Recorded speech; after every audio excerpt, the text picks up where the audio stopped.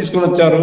పరిస్థితులు ఏంటంటే సార్ ఇప్పుడు అక్కడ కేరళలో కమ్యూనిస్టు పార్టీల కంట్రోల్ లోపల అక్కడ వ్యవస్థలు లేవు, కమ్యూనిస్టు పార్టీ ప్రభుత్వం కంట్రోల్ లోపల అక్కడ కార్యక్రమాలు కొనసాగడం లేదు.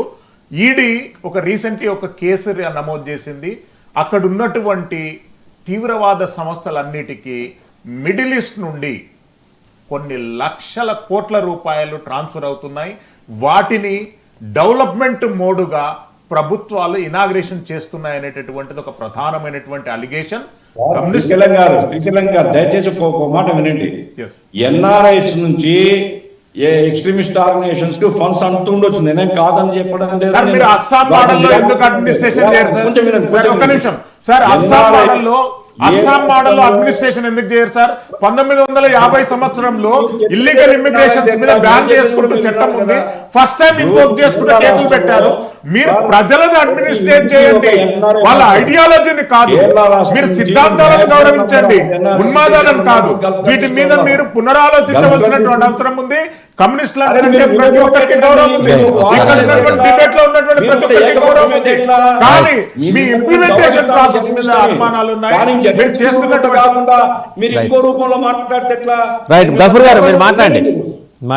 ఎన్ఆర్ఐస్ కేరళ రాష్ట్రం నుంచి బయటికి పోయినటువంటి వాళ్ళలో ఒక రిలీజియన్ కాదంటే అన్ని మతాలకు సంబంధించిన వాళ్ళు ఉన్నారు. హిందూస్ ఉన్నారు, క్రిస్టియన్స్ ఉన్నారు, ముస్లిమ్స్ ఉన్నారు. ముస్లిమ్స్ ఎక్కువ ఉండొచ్చు, నేను కాదను. అక్కడి నుంచి కేరళ రాష్ట్రానికి విపరీతంగా ఫండ్స్ వస్తున్నాయని కూడా వాస్తవం. మీరు విచారణ చేసి రాష్ట్రానికి వచ్చేటువంటి నిధులు రాష్ట్రానికి, ఎందుకంటే ఏ రాష్ట్రమైనా మీరేమో డబ్బులు ఇవ్వరు కేంద్రము, ఆ ఎన్ఆర్ఐ ఫండ్స్ వస్తే ఇది రాష్ట్రానికి ఉపయోగకరము అనేటువంటిది ఏ ప్రభుత్వమైనా అనుకుంటుంది. కానీ నిజంగా ఈ టెర్రరిస్ట్ ఆర్గనైజేషన్స్ వస్తుంటే టెర్రరిస్ట్ ఆర్గనైజేషన్స్ కు డబ్బులు వచ్చేది ఎవరు తెలుస్తుందండి? స్టేట్ గవర్నమెంట్ కాదు, సెంట్రల్ గవర్నమెంట్ తెలుస్తుంది. సెంట్రల్ గవర్నమెంట్ దాని మీద స్టేట్ ను కాన్ఫిడెన్స్ తో తీసుకొని మీరు ఈ టెర్రరిస్ట్ ఆర్గనైజేషన్స్ ను మీరు ఎట్లా కంట్రోల్ చేయాలన్నది ప్లాన్ చేయండి. అభ్యంతరం ఏముంది? ఇప్పుడు మేమైతే మతోన్మాదం కాదు, మతోన్మాదాన్ని ఎంకరేజ్ చేసే వాళ్ళం కాదు, దేశభక్తితో పనిచేసే ప్రభుత్వం. మీరు చెప్పిన సీట్లు ఓట్లు ఉండొచ్చు, ఎందుకంటే విపరీతంగా వేల కోట్ల రూపాయలు అదాన్ లాంటి వాడు ఇస్తే బతికే పార్టీలతో పోల్చుకున్నప్పుడు మేము మా ఎగ్జిస్టెన్స్ కాపాడుకోవాలంటే తప్పదు, మేమైతే తంటాలు పడుతున్నాం. మేము చెప్పేది ఏమిటంటే మీ ఈడీ కానీ ఎన్ఐఏ కానీ స్టేట్ గవర్నమెంట్ కాన్ఫిడెన్స్ తీసుకుని అక్కడ జరుగుతున్నటువంటి టెర్రరిస్ట్ ఆర్గనైజేషన్స్ వాటి యొక్క పెరుగుదల పట్ల మీరు ప్రపోజల్ పెడితే మేము కాదని చెప్తే మీరు నిందించవచ్చు.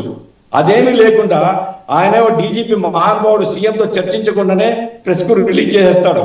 ప్రెస్ బ్రహ్మాండంగా ఇదేదో ఒక పెద్ద వార్త, మతోన్మాదాన్ని కేరళ ప్రభుత్వం ఎంకరేజ్ చేస్తున్నటువంటి వార్త ఫ్లాష్ అయిపోతుంది. అది కేరళ ప్రభుత్వాన్ని బదనాం చేయడం కోసం కాకపోతే అది మంచి ఉద్దేశంతో చేసిందా? కాబట్టి కేరళ విషయంలో ఐఎమ్ 100% షూర్ సార్, మేము మత ఉన్మాదం పట్ల ఎక్కడ కాంప్రమైజ్ కాము. ఘర్షణలు జరిగేటువంటి ఏ దాన్ని మేము ఎక్కడైనా కాంప్రమైజ్ గారు ప్రివెంట్ చేయరు, అదే వచ్చిన సమస్య. కాంప్రమైజ్ గారు మీరు అవుతారని కాదు, ప్రివెంట్ కూడా చేయరు కదా, వచ్చిన సమస్య అదే. ప్రివెంటివ్ మెజర్స్ మీరు కేంద్ర ప్రభుత్వానికి కోఆపరేట్ చేసి చూడండి, కేంద్ర ప్రభుత్వానికి మీరు కోఆపరేట్ చూడండి. అస్సాంలో జరుగుతున్నటువంటి అద్భుతాలు జరుగుతాయి, అస్సాంలో జరుగుతున్నటువంటి అద్భుతాలు జరుగుతాయి. మీరు కేంద్ర ప్రభుత్వానికి, కేంద్ర నిఘా సంస్థలకు, మీరు ఎన్ఐఏకు మీరు సహకరించండి. రాష్ట్ర ప్రభుత్వాలు ఎన్ఐఏ కాల్ పెట్టడానికి కూడా అనుమతి లేదు. కేరళలో ఎయిర్పోర్ట్ లో ఎన్ఐఏ అధికారులు దొరికితే మళ్ళీ వెనుక తిరిగినటువంటి ఎన్నో సంఘటనలు ఉన్నాయి. మీరు అస్సాం గవర్నమెంట్ లో కోఆపరేట్ చేయండి. రాష్ట్ర ప్రభుత్వాలు మీరు ఎట్లా తీవ్రవాదం ఉంటుందో మేము కూడా చూస్తాం. ఒక ముసుగుతో ఉంటే నేనేం చెప్పలేను, కానీ మీరు ఫెయిర్ గా కనుక ఉంటే వాస్తవాన్ని వాస్తవంగా నేను ముసుగుతో ఉన్నాను, కమ్యూనిస్ట్ ముసుగుతోనే ఉన్నాను, నేను ఆనెస్టీ ముసుగుతో ఉన్నాను. కానీ భారతదేశ ప్రయోజనాలు అనేటటువంటిది ప్రధానమైనటువంటి ఎజెండా. భారత ప్రయోజనాలకు మీరు దృష్టిలో పెట్టుకొని పనిచేయండి. That is appeal. ఎవరి చేతిలో ఉంది? అక్కడ జరిగితే ఏం చేశారు మీరు?